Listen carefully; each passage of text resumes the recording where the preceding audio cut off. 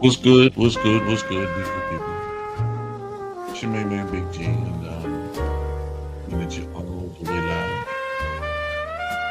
I'm in your space, I'm in your face, and I'm definitely blessed to be here on this wonderful day. It is July 4th, 2026. Sounds like the 4th of July, Independence Day. So, how is everyone doing out here in this wonderful world of living? We are tapped into the Prime Time Network. I am your host, Big G. We are live at 5. You're tuned into Industry Talk, and I appreciate every last one of you for participating, joining us, having a wonderful time. We give everybody an opportunity to get the notification and climb in, lock in with us.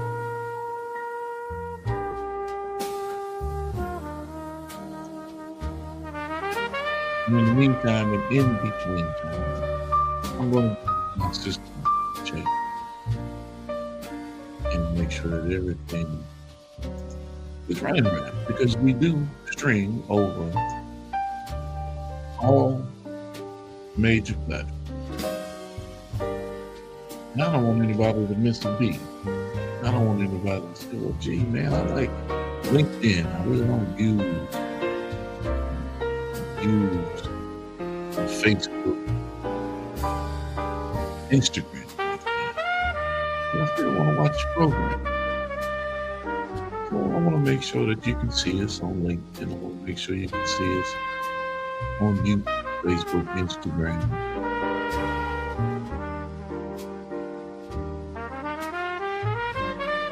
I want you to miss a beat. So as I go through these system checks, just give me, bear with me, and keep in mind that everything that I'm doing is to make sure that the end user, customer, the consumer is getting the all the way across the board. Looks like we're shaking and baking on all channels. We're crystal and we are clear. And you can hear us just fine. You can hear us just fine. No major talk topic today. It's the 4th of July. I was debating. It's really debating. Should I go on today? Or should I just display a bunch of barbecue, hot dogs, hamburgers, and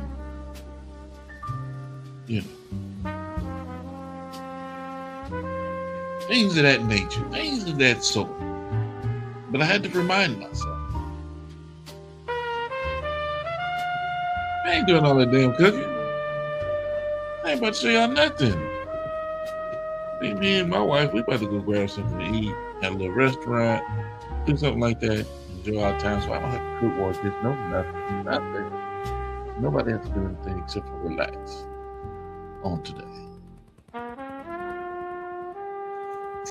So that's what we're going with it today, ladies and gentlemen. It's going to go where it's going to take us. And if we get there on time, well, guess what? We're late. So we're going to make sure we pull up at that thing 30, 40 minutes ahead of time, ladies and gentlemen, if not an hour. Welcome to the show. Welcome to the program. Let me check a couple other things here. I had to be reminded. Yes, we are on Twitch and Kick as well. I'm not telling you to go get an account. What I am saying is that you can find us on Twitch and Kick as well. So what I am going to do, ladies and gentlemen, So I'm going to sit there and copy and paste this information and put it into, I'm going to put it into the feed. So if in fact you are interested in finding us where we are, joining us where we are, listening to us from where you are, the links are on the messaging on Facebook. You can go over here to see on Twitch, you can only put one at a time. So Kick is the same way. Kick is the same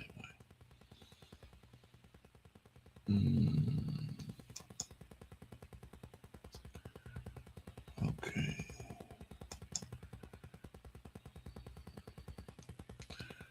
Alrighty. And if you get an opportunity, I don't like to sit there and, you know, um, boast and brag about shit that we do. Excuse my expletive, but it slips out every once in a while. I'll make sure I monitor it.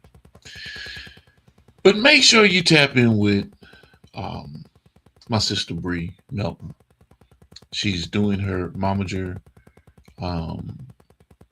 momager fund campaign to really supply her book to families and potential student athletes at no cost. It's almost like a scholarship type of a program for individuals that are going into that NIL space. And when I say NIL, I mean name, image, and likeness space. That's across the board. If you're in business, if you're a branded business, your name, your image, and your likeness, that's paramount. That's what you hang. That's what you hang your hat on. When you see the golden arches, that's a branded, trademarked logo. You know it belongs to McDonald's, right? Whether it's gone from the single arch to the double arch, whatever the case may be, you know what that logo represents. You know what the Starbucks logo represents. So we're talking about branding. We're talking about uh, name. You're the name, McDonald's, the image, and the likeness. So what do you mean by the likeness? Um, you can't sit there and represent someone with an AI or an artificial identity. Let me just say it like that. I can't take a basketball body that I've created in AI and put a basketball professional face on that and say that that's him. That's his likeness. That's definitely, people do that stuff now. Don't think that they don't. They do it, and they try to sell products, merch, or whatever the case may be, bootleg the system by doing these things. That's why you have to go through the processes of trademarking your brand, trademarking the name, the image, the logo, whatever the case may be. You have to get all your stuff registered. Now, if you go to the USPTO, that's going to cost you about $950, if not more, and any kind of legal fees if in fact you screw up along the way. I'm just telling you, I've gone through the process. Um, but NIL is big, not just in sports, student athletes, whatever the case may be. It's your business. It's your brand identity. It's your likeness. It's your image. And if someone infringes upon that, then you can take the proper steps to rectify the matter. Just handling business the right way. Now, the old way, you go bust a motherfucker across the shit. Did I cuss? My bad. I'm just saying. Because we didn't come up in the era of professional brand identity. We came up in the era of my block, my corner, my space. So if you're infringing upon my grounds, there's going to be a problem. I'm not going to go too deep into that. I'm not going to go too deep into that.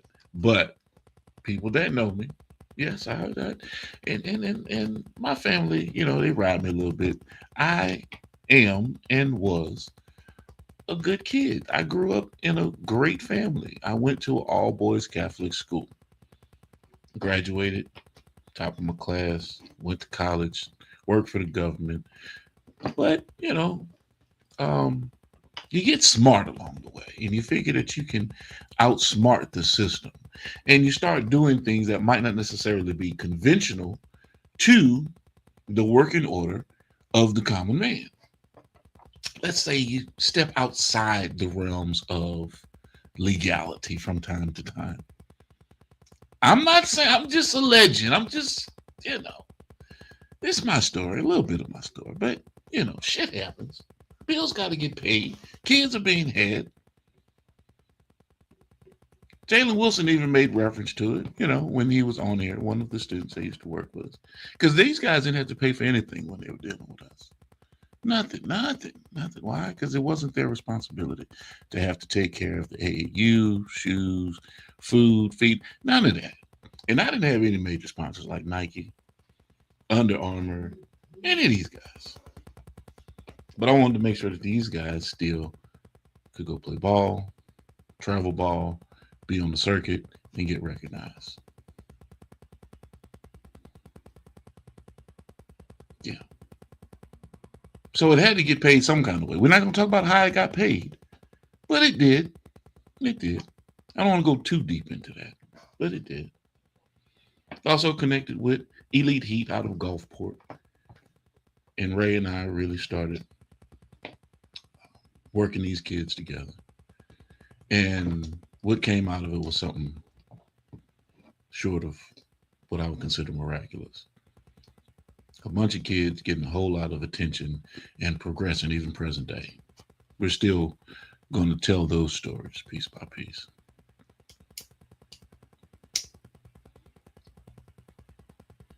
But sometimes, like you say, you make a left turn in the decisions that you make. So in doing so, you learn about a lot of things. You learn about business. You learn about inventory. You learn about the ebb and flow and the logistics of how you're going to get your product from one part of the state to another side of the country. There's a lot of variables that you have to work out. And then you meet a lot of different people. Folks wonder, how you meet. I had told them all, or Melvin Farmer, or Freeway Ricky Ross, or any of these individuals, any of these infamous individuals. Well, when you're dealing with the kind of work that I was dealing with, post-government, well, hey, you run across different individuals. I'll just leave it at that. And obviously I did pretty good business because I'm not dead or in prison. Not patting myself on the back. I'm just saying that the decisions that were made along the way, pretty good ones. Now, I'm not saying I've never had my door kicked in by the motherfucking police. I'm not saying that. I'm not saying that. I'm not saying that. No, I didn't say that. I'm not saying that rats weren't a part of the makeup. That's just a part of the game. Just a part of the game. You have to accept that. And you have to accept the fact that whatever you put yourself into, it's not anyone else's fault. I brought that shit on myself. So I don't blame anyone for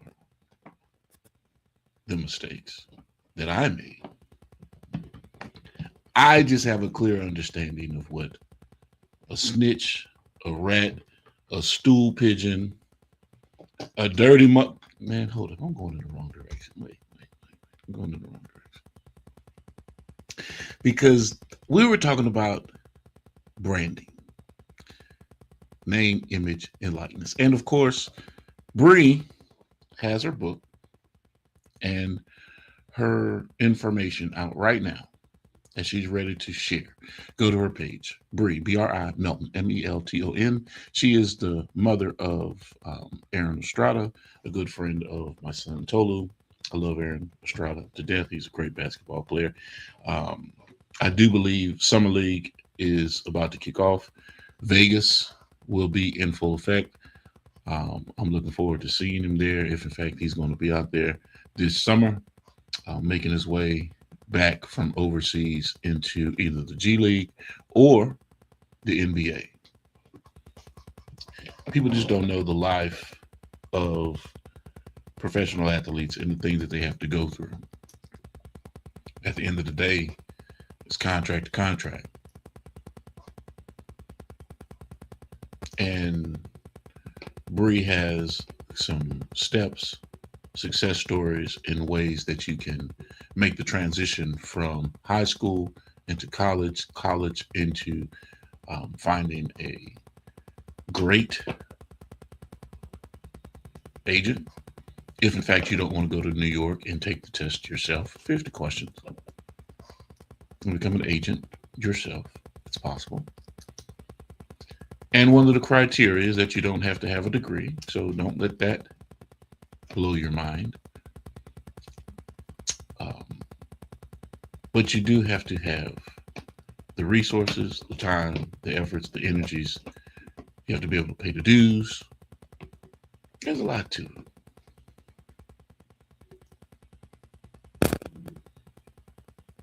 Yeah. Yeah. But get in contact with Bree, and she can walk you through all the caveats of the ins and the outs. I just needed to make that information known and push that out there because we're talking about um, branding. We're talking about protecting your brand. We're talking about business, right?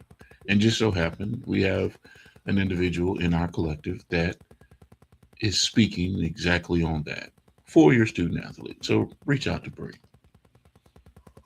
Um, and I'm not going to go too much deeper into uh, the stuff that I was dealing with, but you could only imagine. Use your imagination. Use your imagination. I wasn't really a nice guy. I evolved into becoming a nice guy. Yeah, yeah. hmm hmm I told you, my kids saved my life. If it wouldn't have been for my kids, I would probably be dead or in prison because of the dumb shit I was doing. That's just the truth about it. So as we progress, as we move right along, um, and I say this because I get somewhat of a bad rap. I get a bad rap, but my bad rap comes across as almost a double standard of a bad rap, right? Because I've always been, once I left high school and went to college, and I went to the University of the Virgin Islands in St. Thomas, down in the Caribbean. And I made a true connection with a wide assortment of Rastafarians. They really locked in with me, even to the point to whereas I was living in Jamaica, Queens, in New York when I came back from college. One part of my college or that journey that I really don't talk about because there's not really much to talk about.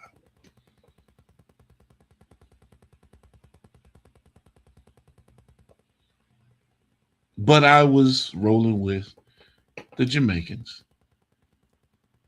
in Queens back in the day, and I was really running the New York streets. So when I talk to people about some of the things that I was dealing with there, because there's a big distinction between how you do business in New York and how you do business in the South. If you're not used to back roads and shotgun houses and um, you know, wide open opportunity in the South, and you go to New York and you're dealing with the brick city, high rises and 24-hour traffic. And when I say 24-hour traffic, I mean 24-hour traffic. They used to have things called tops. It's a big difference. Tops. Beige tops, pink tops, gray tops, blue tops.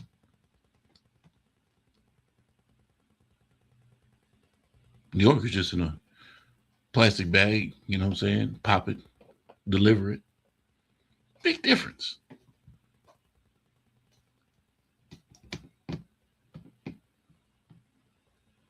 I'm telling myself a little bit, but it don't matter. It's in the past.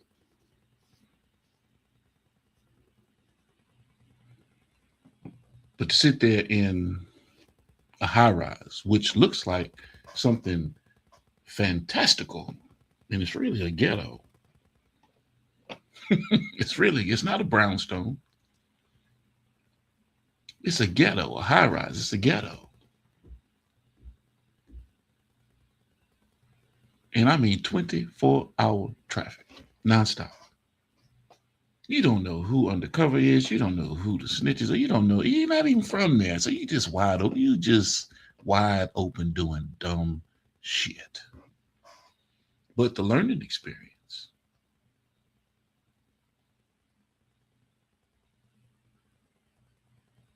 The learning experience of what you go through in the New York streets in comparison to the Mississippi streets. Extreme. Same problems, same issues, same BS, but two different extremes. If you are not on your P's and Q's in New York, New Jersey, Philadelphia, the East Coast, you're going to get chewed up. You're going to get spit out, and you're going to end up in a damn ditch somewhere. Well, they don't have ditches. They got in the sewer. You'll be swimming with the rats.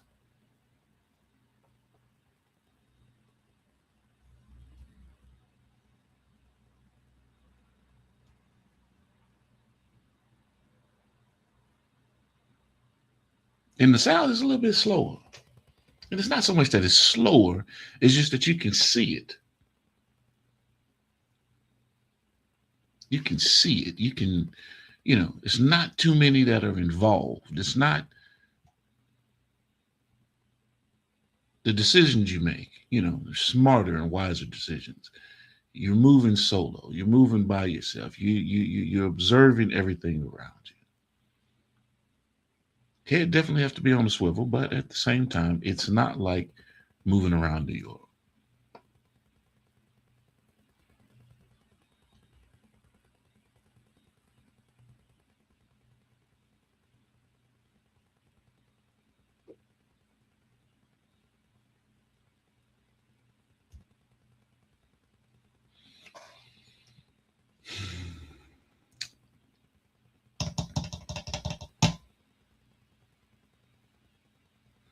So branding, marketing,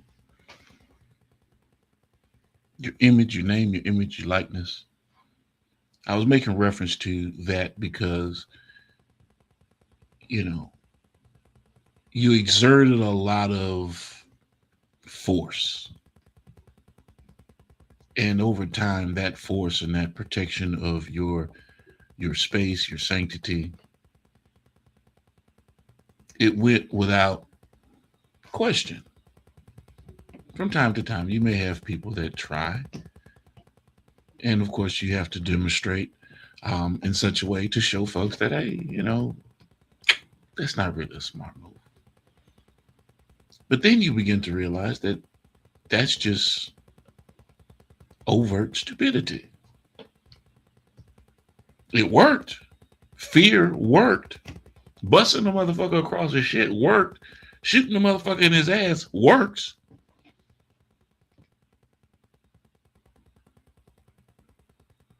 but it brings a lot of attention. So you have to find smarter ways to move and stay out the way. That's kind of where that came from. You got to learn how to stay out the way because people are always wanting to knock you off your square, knock you out of your position. No matter what it is you do, no matter who you think you are, everyone has an expiration date. And your card can be pulled at any time. I don't give a damn how much of a Billy Badass you think you are. A bullet don't give a damn about you. I'm just saying. I'm just saying.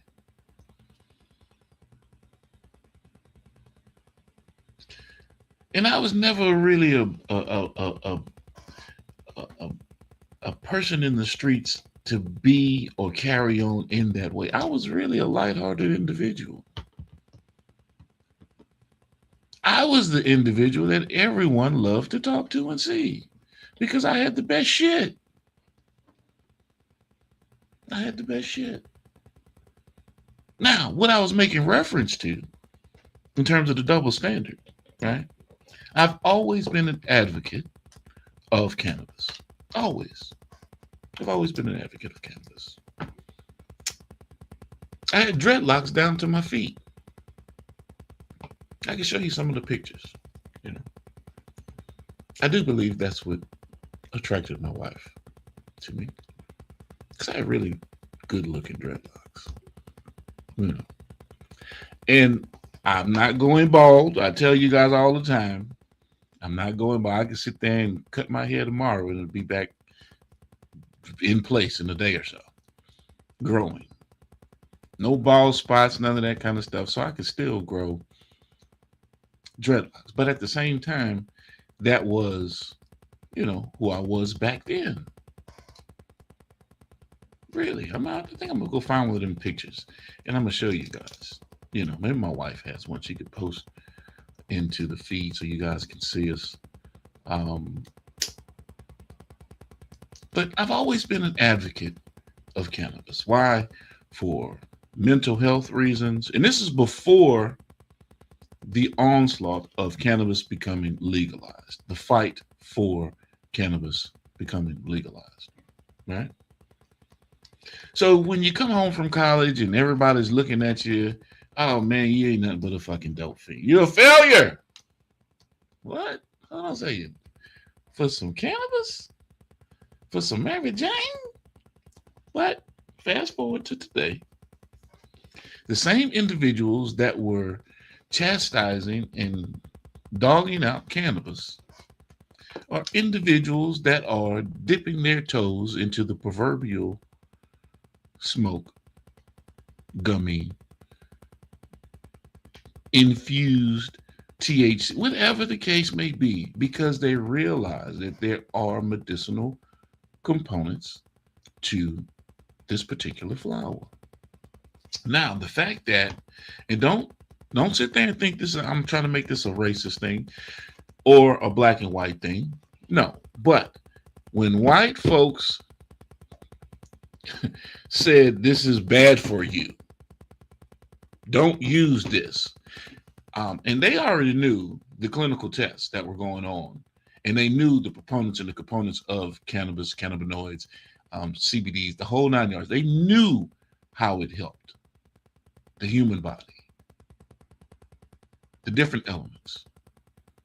The reason why, you can go back, you can see the testing right here in the great state of Mississippi, in Oxford, at Ole Miss. They've been testing cannabis for years. This is nothing new.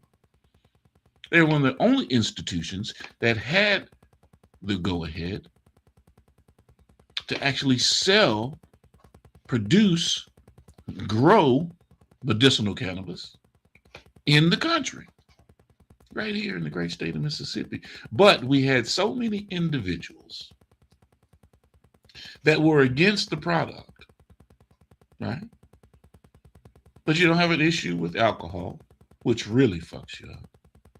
You don't have an issue with cigarettes, nicotine, which really is a carcinogen and can cause cancer. But for something that could possibly ease your pain, eliminate nausea, create the urge to want to eat after chemo or anything.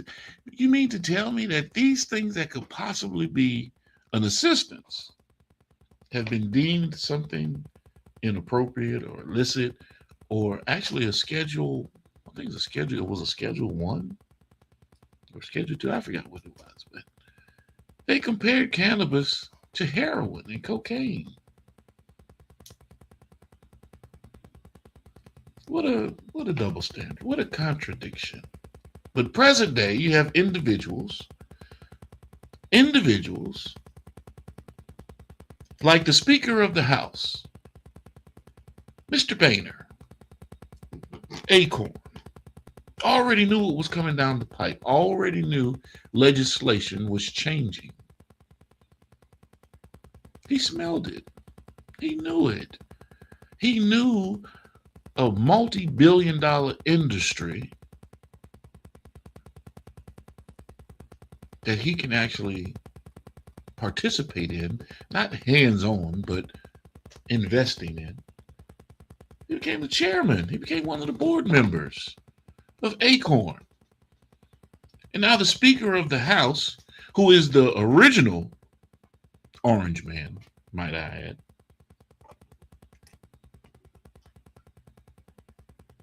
becomes one of the biggest drug dealers in research through pharmacology on the planet known to man. Don't take my word for it, ladies and gentlemen. Go look it up. But we still are dealing with nonviolent offenses and individuals who have gone to prison for cannabis that are still sitting in jail today. Still sitting in prison today. Over a weed, ladies and gentlemen. It's a weed. It's a very powerful weed, just like a lot of plants that are out there that we have no idea about the medicinal properties that they contain. We're starting to learn. We're starting to get into the flow of it after the realization that the petroleum companies, one company, wanted to make sure that their petroleum was in every product known to man.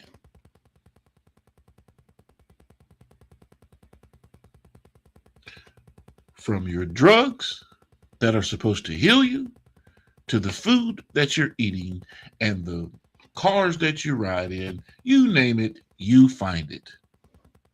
You find petroleum products in your situation.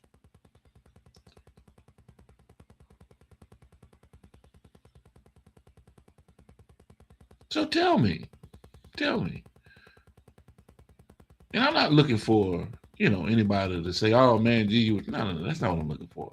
I'm looking for why we sit there, and I talked about this the other day, before we have the true results of what's going on, we make decisions, whether it's short-term or long-term,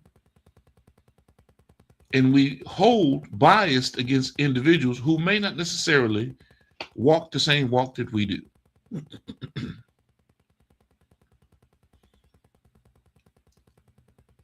But behind closed doors, and nobody sees you, oh man, you might do God knows what.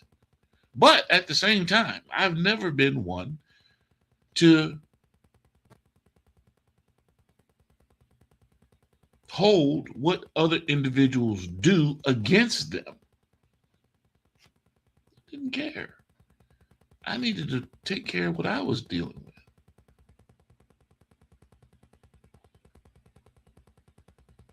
Now, just like anything else, we know if you abuse it, it becomes an addiction, or if you sit there and you can't live without it, or it's ruining your work order or how you go about your day to day and how you do things. That could be anything. I'm addicted to honey buns. Ladies and gentlemen, I'm just telling you, I'm addicted to honey buns. So if I want to eat 2 honey buns a day, I got to get in the gym. I got to walk. I got to do all kind of stuff to make sure that them honey buns don't stick to my fat ass.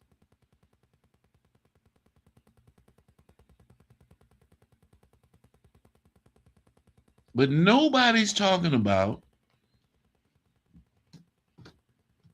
the problems that honey buns cause. Type 2 diabetes. I mean, anything that I ingest turns into sugar. We realize that. You guys know how the body processes food. We know this. Everything that you ingest turns into a sugar and is distributed throughout the body. The body pulls whatever nutrients it needs and it processes out whatever you don't. And if your pancreas isn't working, it ain't processing nothing. I am not a doctor, ladies and gentlemen. I've just studied enough cases to know, and I've dealt with enough family members to know. I'm dealing with my own life enough to know that I need to know this shit.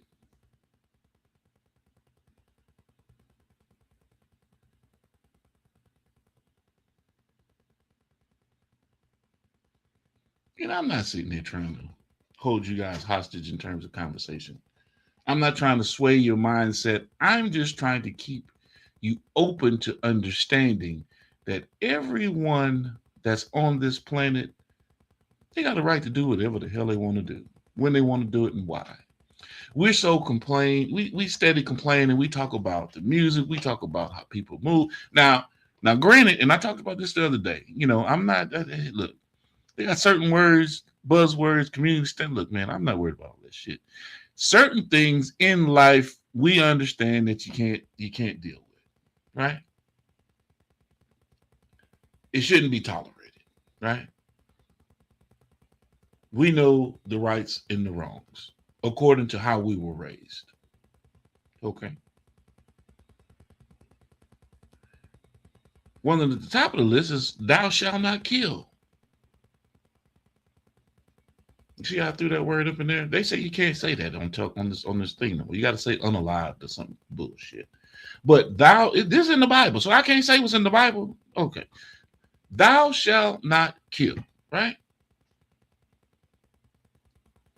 But if you are acting in an aggressive manner towards my family, I'm gonna blow your fucking top off. I'm sorry. I don't get that. And I don't feel any way about it. Maybe that's because of what I've gone through in my life, how I was trained, what I did when I was overseas. I don't know. But if you are acting in an aggressive manner towards my family and I get to drop on you, I am going to drop you. I'm not going to think about it. I'm not going to sit there and feel no kind of way, and I will sit there till the police come because I don't have a reason to run.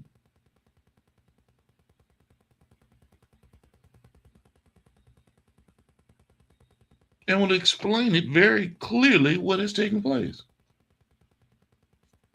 Hopefully, all the cameras catch exactly what is taking place so that it'll be a clear understanding as to what and why. That's just an example.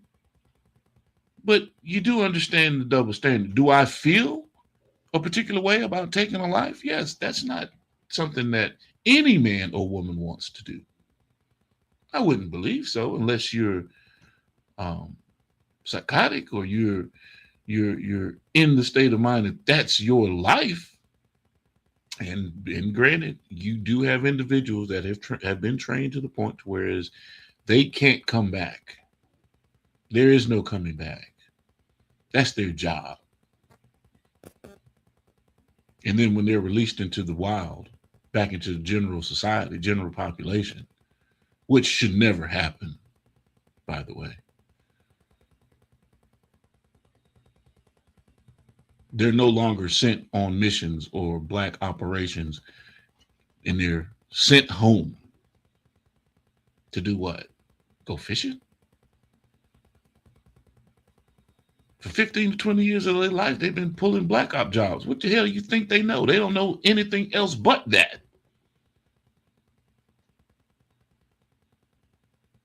But you want them to go home and go fishing, be acclimated to regular society. That's impossible. You've programmed them to be this, an operator, a mechanic.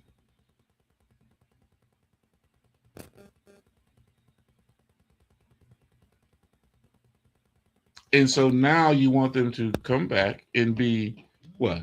A probation officer? You want them to work on the police force, which is one of the worst places they could be, because now they're looking at their military training and they're totally different from a regular cop going through the police academy.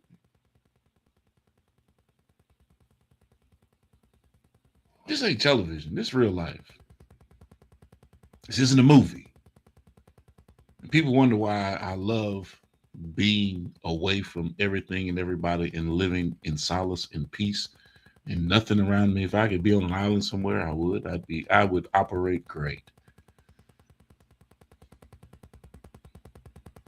Some of the simplest things just keep me excited. Saw my little niece dancing the other day, Nia. Put a big smile on my face.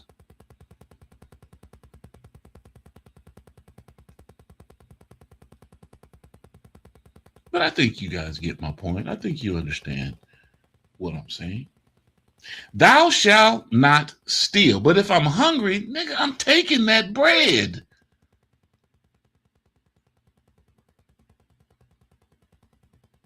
Why do I make that statement? Water is disappearing. It's drying up. Everybody's talking about it, but nobody's making any actions towards resolution. Elon Musk, Gates, a few others, Soros, all of these guys are sitting there buying up waterways, tributaries. Elon's building data centers. The water consumption just to keep these things cool. Your fresh water supplies are being depleted. And we're sitting here not concerned. Our food is being contaminated. And you can go to prison for collecting rainwater or get fined in certain areas. In Las Vegas, you have shut-off times where you can and can't run your water with extreme heat.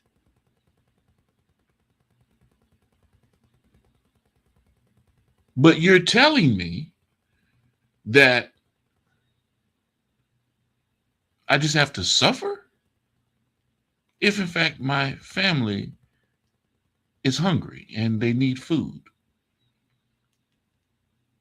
I'm just looking at the double standard. I just want to know if I'm jacked, if I'm the only person that thinks about this kind of shit, and if I'm the only person that thinks about it the way that I'm thinking about it.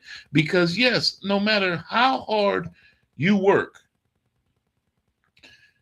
lower class, middle class, upper middle class, and even some upper class individuals are struggling.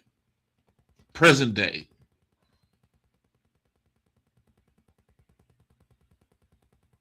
When you go to the store and you are wanting to buy 2 steaks and they cost you $40, hell, I should just go to the restaurant and have them prepared for me.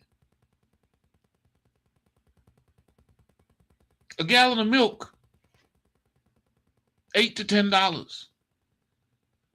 Fresh vegetables at the market, not even in a Walmart or one of these convenience stores, at the market. Outrageous because of the cost of farming present day. But my kids are hungry. Now, we're not talking about the folks that are still in the Gucci's and the Fendis and the TVs. And no. We're talking about folks that are trying to figure out what to do. And the inroad And the only thing that they see is to hit them a lick.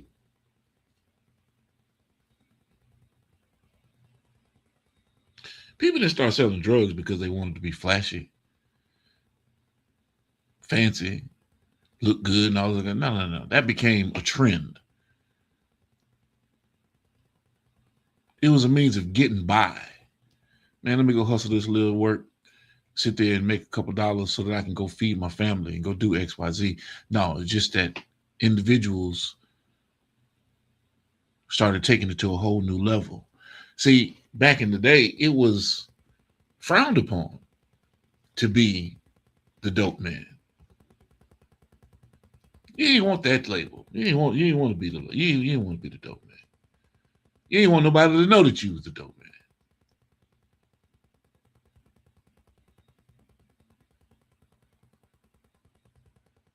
You didn't want anybody to know you was in the street. At least in my era.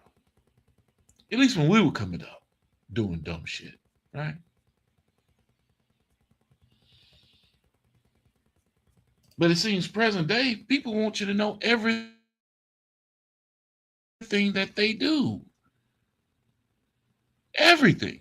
It has to be on full display. There is no anonymity to what it is that you do. It's like it's a rite of passage of stupidity and ignorance.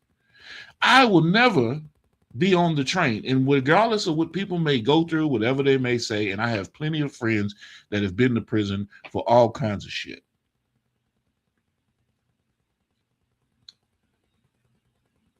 For murder, attempted murder, dope dealing, robbery, strong arm robbery, you name it, across the spectrum. And plenty of them are still my good friends today. Doesn't change how I feel about them. Jay, the circumstance is what it is. Give you an example, right? Give you an example. My good friend Yasin Shabazz, and I'm using his name because Yasin is a real good friend of mine. Really good friend of mine. He taught me algebra when I was a kid. And that's why I enjoy math. I enjoy math because someone actually took the time to teach me something and it stuck. Math stuck. My mother was an English teacher, history teacher. So, I didn't have any choice there. So when you hear me speak, when you hear how I pull together a collection of words, and I use just rudimentary words, but I can sit there and, I can pull some shit together for you now. But this particular individual, he also went to St. Stanislaus, SSC, down in Bay St. Louis, where I graduated from high school. But Yasin was valedictorian. And I've never heard this before. But it was a dual valedictorian for that year. White guy, black guy. Yasin, of course, should have been the standalone Val, but that's not what they wanted to make happen. And that was some bull. That was some real bull. But at the same time, that's neither here nor there. That's not even my point. My point is this. Yasin ended up with a Knight Ridder Scholarship going to Yale University. You look him up. Yasin Shabazz. Yes, of course, you hear the name Shabazz. He and his family are members of the Nation of Islam.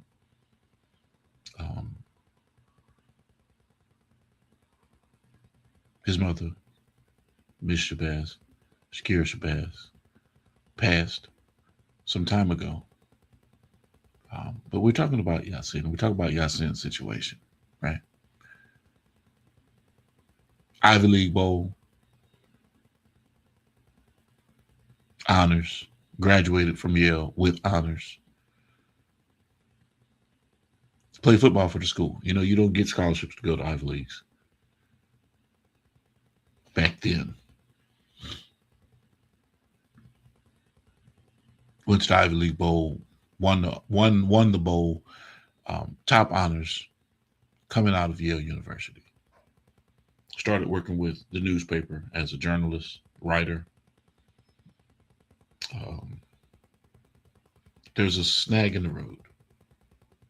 What was the snag in the road? Well, he had to sit down for 10 years for aggravated assault. He ended up shooting an individual, didn't kill him, wounded him. If he would have shot and killed him, he probably would have gotten less time.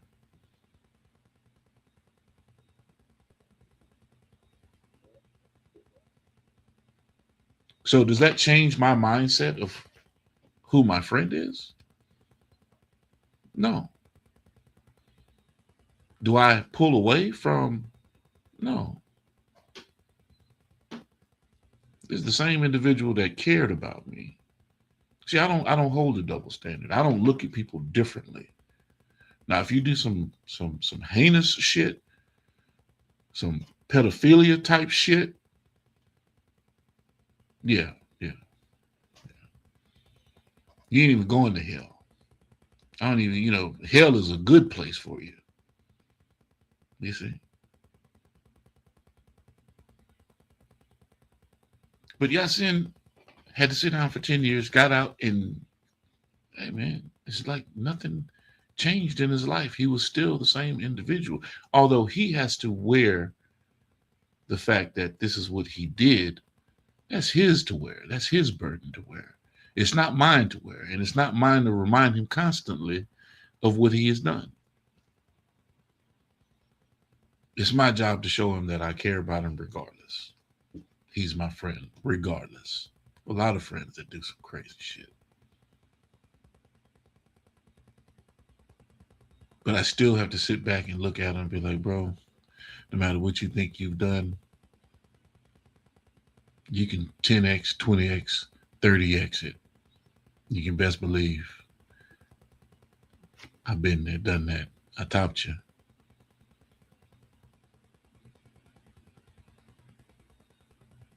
So I can't sit there and pretend like he's done something so egregious that he can't come back from that as a man. Yeah.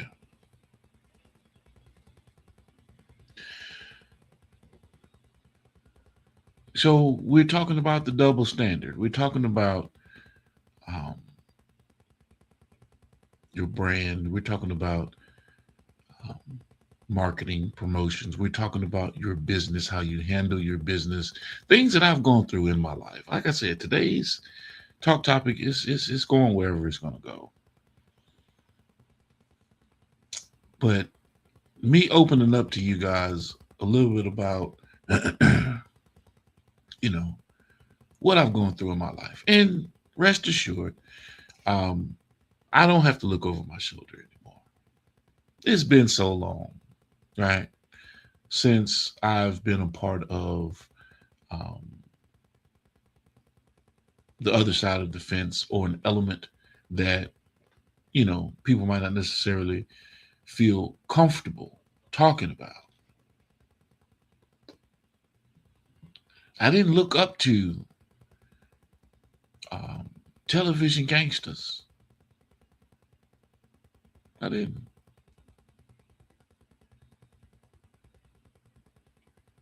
I looked up to individuals that gave me a true representation of how to handle yourself in life. My grandfather, Mitchell Smith. I lived 111. It changed now. 211 South Board Street, Cape May Courthouse, New Jersey. He was a cop, retired cop, probation officer, housing authority, Wildwood. You know, learned a lot. Used to go to Philly, go visit my family that's still there now. My Uncle Joe, he had a brownstone in Philly. It's like a duplex, upstairs, downstairs. You know, you never realized how much these things are worth until you get older and you're like, good Lord, these things are going for $5, $6, $7 million, $8 million, $10 million, depending on the area.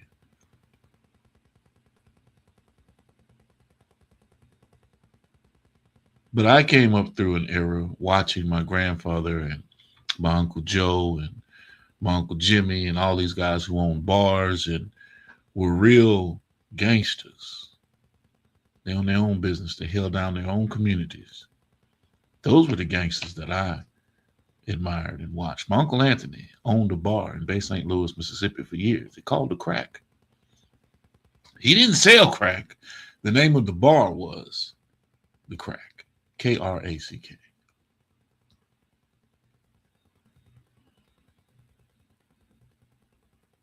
Bay St. Louis was one of the most productive spots, business wise, when I was growing up as a kid. You had the Italians that had the the quote unquote bodegas or the shops like Batalis and different areas, but along Sycamore Street, Washington Street, where the third ward pretty much kind of intersected and met, you had an entire strip of nothing but nightclubs. From Island Maze to MCM to the Crack to you name it, everything went down. And of course, the third ward, the Magnolia Projects, sat in the center of all of it.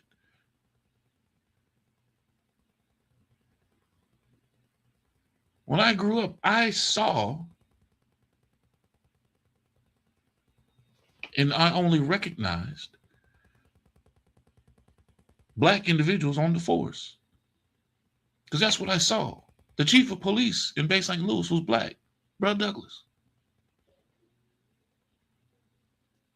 Chops, Robert Williams, black police officers. Ernest Taylor, black police officers. In a city with nothing but white folks.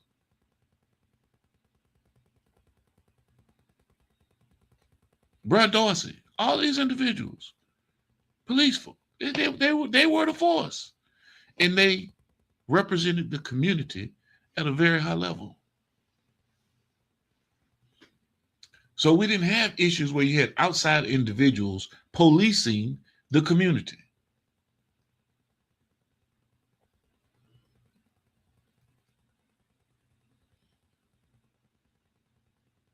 We had our own police in us. And then things began to gradually change. And then you see individuals that get on that diatribe of, hey, man, you don't need to be no police officer, no fireman. Well, wait a minute. We're taking away our representation because of the onus or the burden we put on black police officers. That's crazy. It's almost like you're saying you want a white overseer.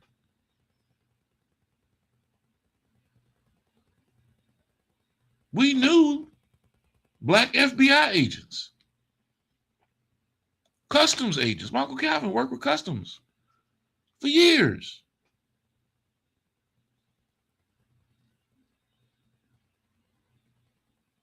So how other people grew up and how I grew up is totally different. So my view in terms of how I see things, view things, do things, no, you can't match it. And you can best believe whatever you think you've done, the multiplicative, yeah, by 30, 40, 50.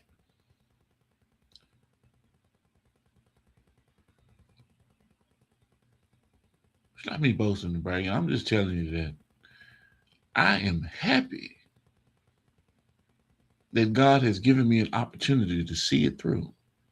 And I'm still here to be able to talk about it. So when I talk to youngsters, when I talk to folks that are walking around, these young kids that are walking around with Mac 11s or Desert Eagles or AR 15s, and, you know, they want a sense of of ownership and pride, and I don't give them stupid conversation. Oh man, what you should be doing, what you shouldn't be doing. I don't know what's going on in your life, but I know one thing: you're heading towards an early grave. That's where you're heading in this day, because you're not moving with a purpose. You're not moving with intent. You're not moving with a sense of nobility.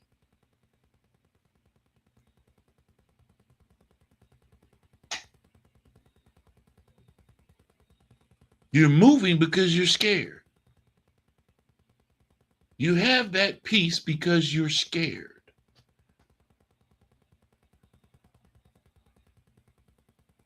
And I'm not trying to compare back in the day to present day, but is it righteous? Of course it is. If you're scared and this is what you need to protect yourself, well, hey, that's why I leave people alone. Back in the day, hey, we catch a fade, man.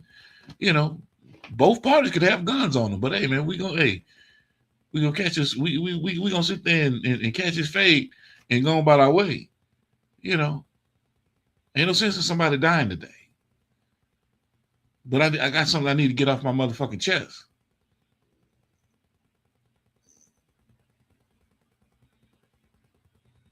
But it's gotten to the point to where nobody want to take that ass whooping no more.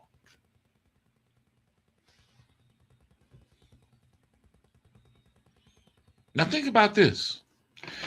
In Jackson, Mississippi, an individual who was protecting their property is going to prison. They're being charged with murder for stopping an assailant from breaking into their shit. So what are you supposed to do? Just sit there, watch them, and say, hey, man, stop breaking into my shit? And get shot? Or like what most people will do in a reactionary type of a sense, in a panic type of a sense, and they have a strap, and they know damn well that, hey, man, that's my property. You're violating my property, my personal property.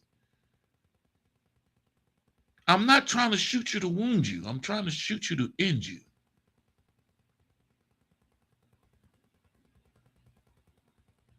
But I get charged because I'm protecting my property. You see, things are getting kind of crazy in the world today because we're not standing up for what's right, what's righteous. And I'm not about to get into the religious aspects of where things are going or that. No. It ain't got nothing to do with that. Hey, man, you're Buddhist, you're Muslim, you're Catholic, Baptist, Protestant, Jehovah's Witness. Hey, man, more power to you. Whatever you need in your life to make you feel all warm and fuzzy inside about what's going on in the world, hey, that's on you.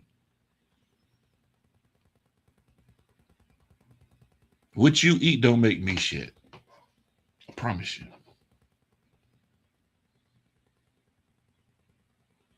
So how I view things and how I do things, don't hold it against me. Because at the same time, how you play and how I play might be totally different. I don't fucking play the radio. So don't get it mistaken when it comes down to, man, gee, I was just playing. Well, shit, nigga, I ain't know. You had to bust me across my shit to the white meat. Oh, yes, the hell I did, so that you understand. Don't fucking play with me.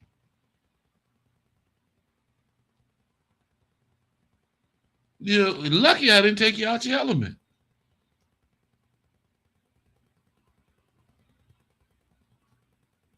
Sometimes people forget that.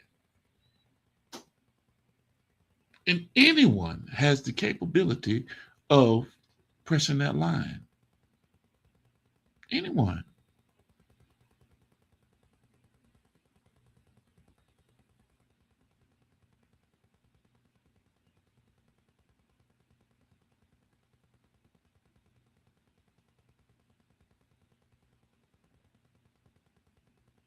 My good friend Henry Robinson.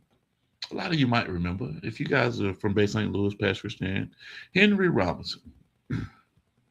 real good friend of mine, ended up shooting his brother on accident. Fight, whatever the case may be, gun goes off, brother ends up dead. Henry had to sit down for some time for some other crimes, but that's the one that always fucks with him.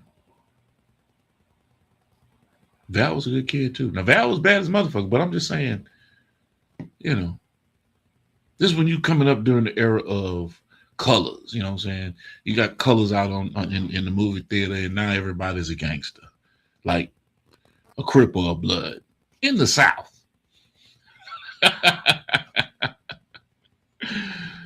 Although the origins of these collectives come from the South, Chicago, or from different areas of Mississippi, you know, depending on what we're talking about.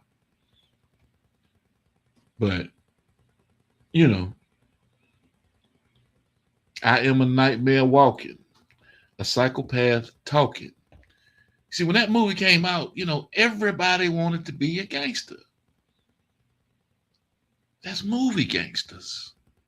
That's television. Come on, man. When in fact, people in California that grew up in that,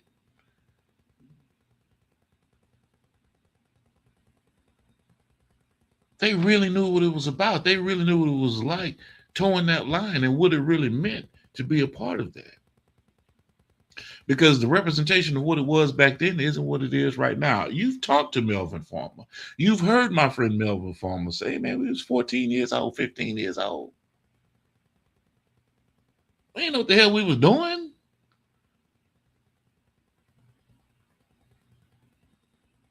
And if we had a decision to make, would we make it again? A bunch of them will tell you, hell no. Because there's a lot of life lost over a color, which is how it was represented, but it was a whole hell of a lot more than that. It was a whole hell of a lot more than just a color in terms of why things happened the way that they did. But a lot of it too was just from stupidity. Just youngsters out there just wilding out, which happens to be going on present day.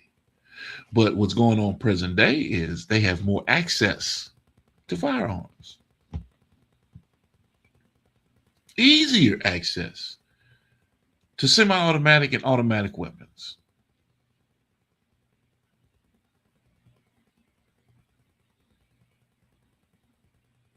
But you got the right to bear arms, right, ladies and gentlemen? We do, and I am not an individual that will go against my right to bear arms. I'm sorry. I'm not a pacifist. Y'all ain't know I knew that big word, did you?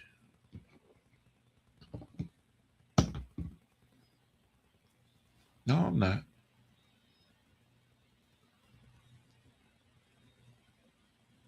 And I don't ever remember Jesus saying turn the other cheek. Y'all show me that. I'm not saying what was written in a book. I'm saying where Jesus was told to turn the other cheek. If you can point to it in the Bible, in the scriptures, if you can sit there and show me where that was the line.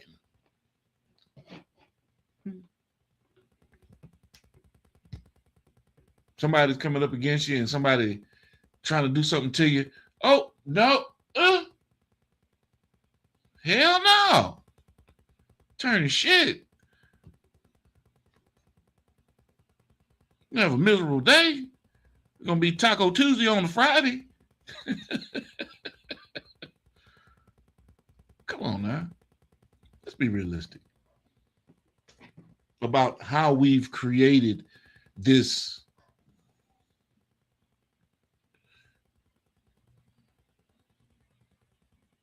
fantastical illusion of a diaspora that we want. This is the life or the American dream that we pretend that we want when we lose track of real life.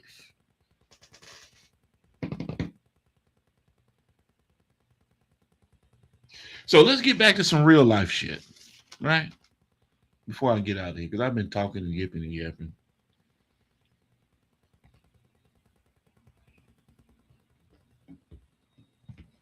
Real life stuff.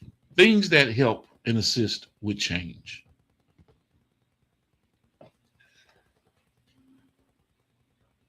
I want to say on the 8th or the 9th. I think it's the 9th. Yes, it's definitely the 9th. I remember the date. It's the 9th. July 9th. Reset and Elevate. We'll be tuned in with Emily Mitchell and Kiara Smith. They will be here talking about mental health awareness. July 9th is my anniversary. My wife and I have been married since 1999. July 9th, 2026 will be our day. Barbershop Talk with Pastor Lamont Mitchell.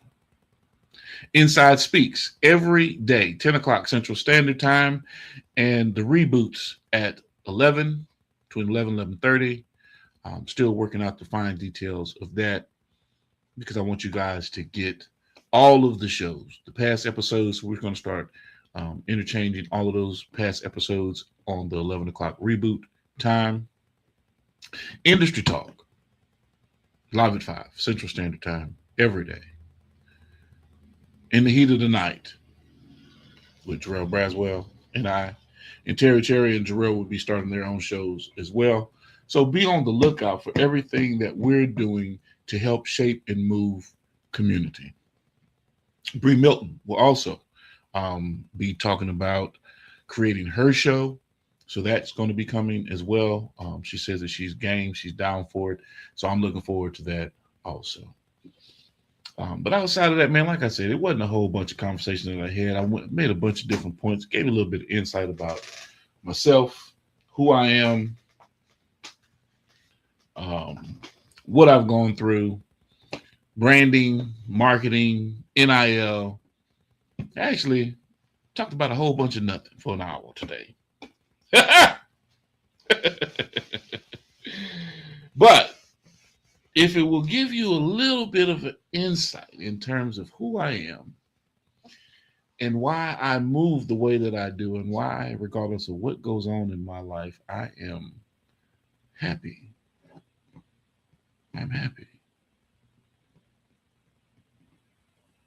You know, not happy as in happy-go-lucky. No, I enjoy life so much that I don't have time for misery. Jonathan Shaw on Inside Speaks was talking about, the upset factor, so to speak, and staying in good line with what you have going on in your life to stay out of misery, stay away from misery. It's true to form. It was a great 10 o'clock session this morning. Great 10 o'clock session. Make sure y'all lock in one man. Jay Shaw, Inside Speaks. Subscribe to all of our platforms here on the Primetime Network, and give you a couple of party favors on the way out the door. Big shout out to my man ECEO and the official Miss Jamaica. It's about that time we decided we were going to do something a little bit different today, add some different elements to what we already do. It's going down there, trying to figure out ways to break the algorithm. Make sure you guys like, share, and subscribe to all our channels, all our different platforms. Boss Talk 101, Boss Talk 101 Prime Time. It's crazy. We got to get it done, though. Boss Talk 101, where the boss is talking. Hey, what it do, world? It's your boy, Comedian JB, the real Jay Braswell, Comedian Jay Braswell. Hey, dig this. I got a website, man. Tap in at jbcomedy.com.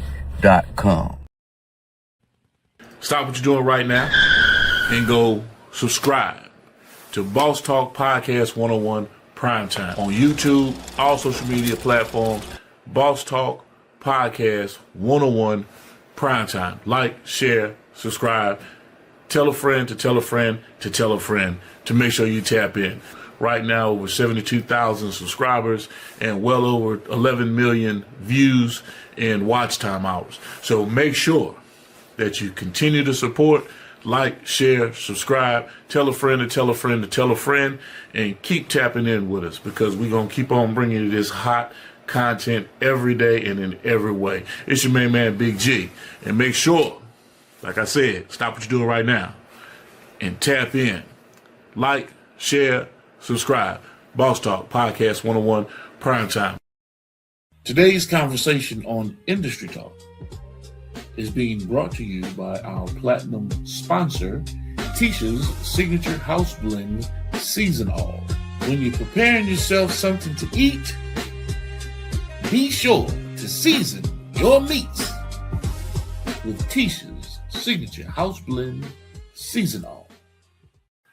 Today's episode of Industry Talk is proudly sponsored by the Butterfly Collection. That's right, the Butterfly Collection is here. Gentle stories, big lessons, bright imaginations.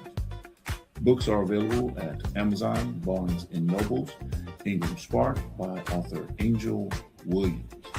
These books are perfect for pre-K programs, kindergarten classrooms, elementary schools, classroom libraries, bedtime reading, and SEL programs. Be sure to get your copy today. Be sure to get your copy today. Huh?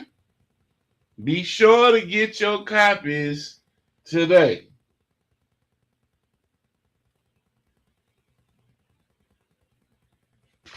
Don't just talk about it, we be about it. Don't just talk about it, you got to be about it.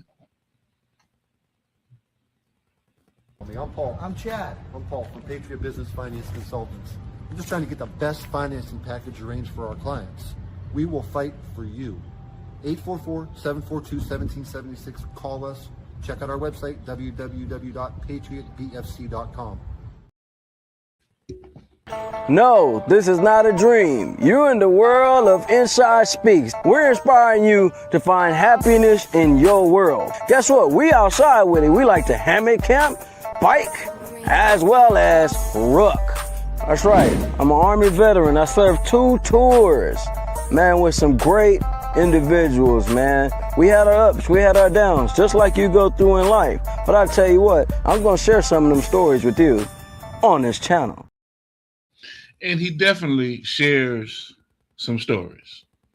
Jay Shaw got some shit on him, man. Jay done been through some shit. So if y'all want to get some insight about an individual that is, how can I say it? Just like JB, just like Jarrell, Jarrell's in the Marine Corps. Individuals that have seen the theater of war, seen loss of life, and have had to come back home and deal with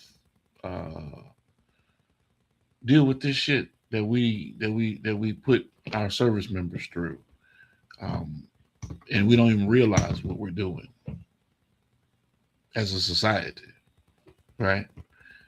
That mental health battle is real. So Jonathan Shaw, Inside Speaks, he's giving you a part of him that I recognize. It's so special, and I was surprised when he agreed to come on board and be a part of doing this thing full time, because he's just doing stuff to get shit off his chest and to express and to give folks insight. You know what I'm saying? He tell folks all the time, man, I ain't doing this shit for y'all. I'm doing this shit for me. This is my side. This is my piece. This is what I can sit there. Instead of me snapping, going off the deep end, I can give you a part of me and I can release this. I still got to go working. I still got to go walking. I still got to go do that extra, but at least I can give you a verbal testimony and get some things off my chest and debate it and talk about it. We're still working on the roundtable discussion, but these are some things that, Shaw says, hey man, I'm going through it. This might help you. It might. I don't give a damn if it does or don't, but it's helping me.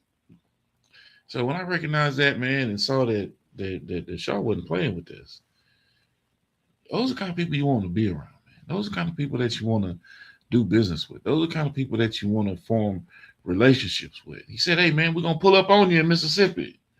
That nigga pulled up. Him and the crew. Triple P, his wife, Semi Quest, Jay Shaw. It's like, yeah, man. Totally respect. You know.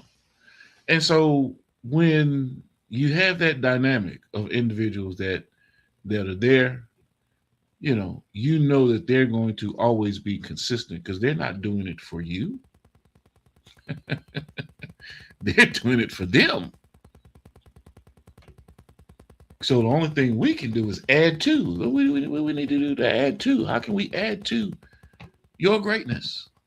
How can we be a part of what you got going on?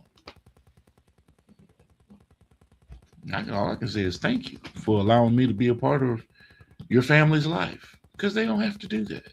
Him, Angel, Taylor, Tanner, baby girl, none of them. So that's very appreciative. It's very appreciative. And so in turn, you got to go just as hard, if not harder, to show folks that you're serious about what you're doing. And the collective is going to be solid because you're all working towards making it work.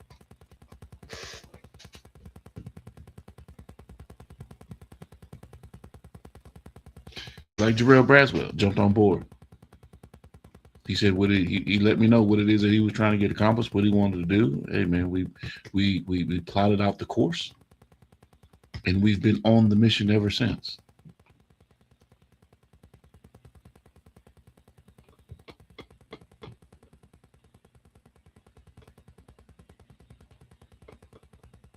Some things about to start happening, man. Y'all not even gonna be able to recognize us here pretty soon. You will not be able to recognize us here pretty soon. I'm not going to sit there and talk about it too much. I'm just going to let it be known. You will not be able to recognize us pretty soon. And with that being said, ladies and gentlemen, hey, I appreciate you for participating. It's been another great episode of Industry Talk here on the Prime Time Network. Make sure you go like, share, and subscribe to all of our affiliates, all of our partners, all of our friends. And get to know them. You get to know them. You get to know who they are, what they're doing, why they're doing what they're doing. And with that being said, ladies and gentlemen, y'all know with me, it's always about health, wealth, wellness. Stay dangerous.